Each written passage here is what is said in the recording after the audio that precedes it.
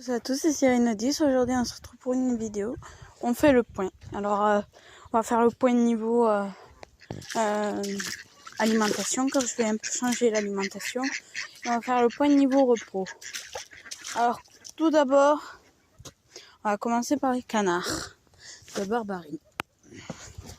Alors, il n'y a plus de repos. Hier, il y a 2 cannes qui se font grimper bien comme il faut. Et pas un œuf. Il y a celle-là. Et une entre elle et elle. Bon, bref. Pas de repos. Je pense que c'est parce qu'elles ont plus leur nid. Après, ici, j'ai quasiment fini le bassin. Vous pouvez le voir. J'essaye de faire au plus propre. Je vais passer un coup de jet et voilà. Que ça leur dure un long moment quand même. Alors, elle s'est ramenée plein de paille. Voilà, elle couvre très très bien. Voilà.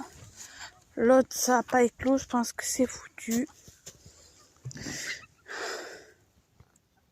Ouais, je pense que c'est foutu. Mais si elle voudra toujours couver, on lui mettra d'autres œufs.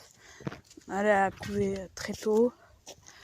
C'était pas trop la saison pour couver. Mais voilà, comme elles ont commencé très tôt, voilà. Donc pour l'instant, plus de repos.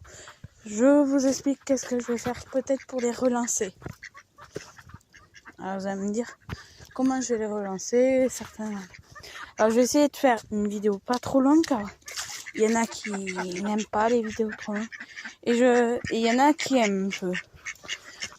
Donc voilà. Alors ici, il n'y a rien. Là non plus. Là non plus. Il n'y a rien partout. Je vous le dis direct. Après, il n'y a pas eu de repos. Pas d'accident, nous. Moins. Chez les autres dîners. Ben, hier, il s'est passé un truc bizarre. Si vous voulez, le jar, il a monté une fois.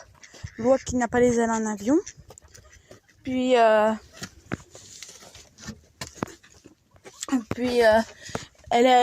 celle qui n'a pas les ailes en avion, elle a mis son cou sous celle qui a les ailes en avion.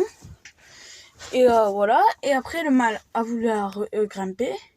Ça a marché. Il a regrimpé 2 fois, du coup. Je pense que la première fois, il a dû se rater. Mais du coup, la deuxième fois, je vais vous expliquer qu'il a dû encore se rater. Alors voilà. Là, on a 5 œufs. Elle continue très bien le repos, elle.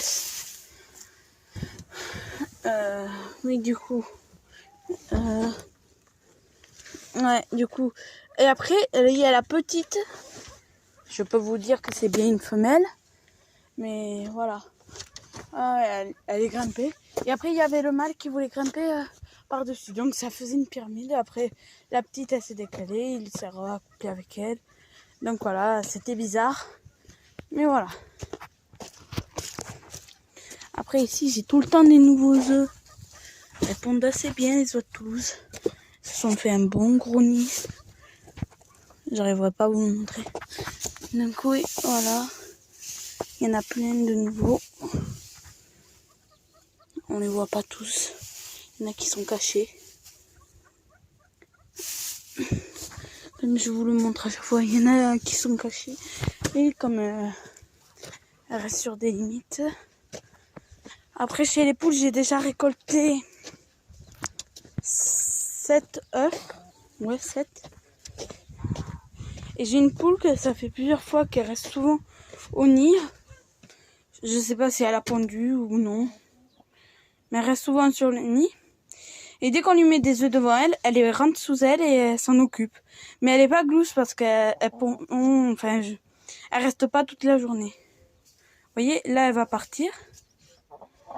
Et par exemple, elle a passé toute la matinée sur le nid.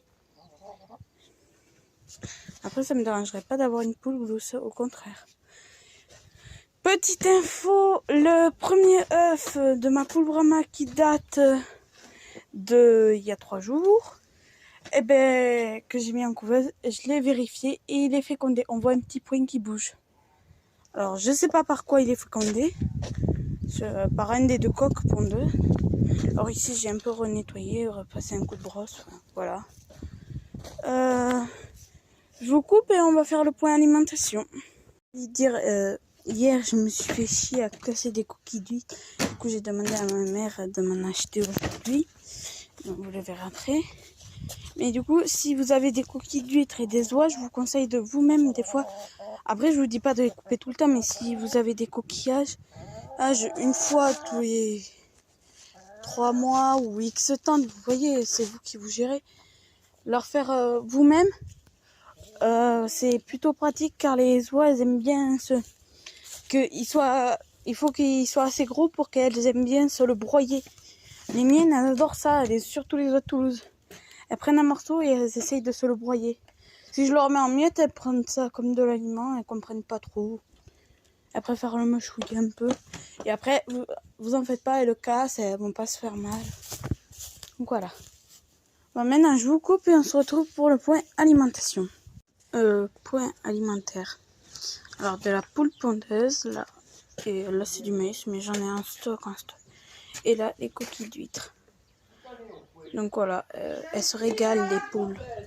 Donc, excusez-moi si ça parle, si ça crie. Donc, ça, la poule pondeuse, ça sera pour les cailles.